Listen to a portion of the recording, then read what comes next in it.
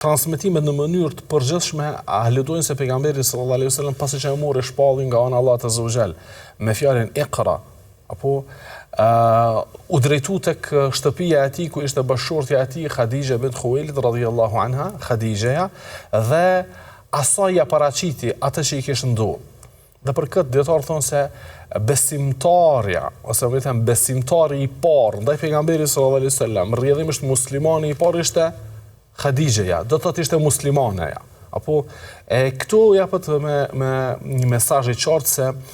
feja ju nuk bën dallim mes gjinive, domethënë nuk ka dallim mes besimtarit apo besimtarës, mes muslimanit apo muslimanës sa i përket relacionit me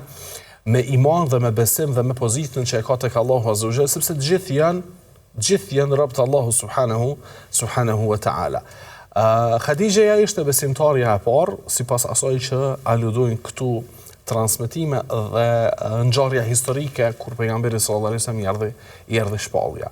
Dhe padyshim që Khadijaja radhiyallahu anha ishte përkrahasja më e fuqishme e pejgamberit sallallahu alaihi wasallam sa i përket aspektit të mbrëmshëm.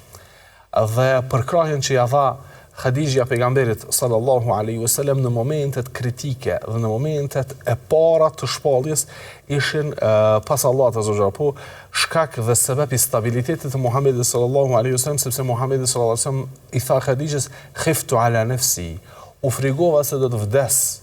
për shkak të asaj që e pash dhe përjetova në shpellën Hira kur i zbriti shpallja. Khadija radhiyallahu anha me fjalë dhe me domethënë si harishet që ja dha e stabilizoi dhe pastaj e mori hapin që ta dërgoi tek Waraka ibn Nawfal, i cili ishte njëri i ditur sa i përket shpalljeve dhe ja dha disa këshilla dhe disa sqarime pejgamberit sallallahu alaihi wasallam ku Muhamedi sallallahu alaihi wasallam u stabilizoi. Që do të thotë besimtarja e parë në Islam apo pas Muhamedit sallallahu alaihi wasallam ishte Khadija bint Khuwailid radhiyallahu anha.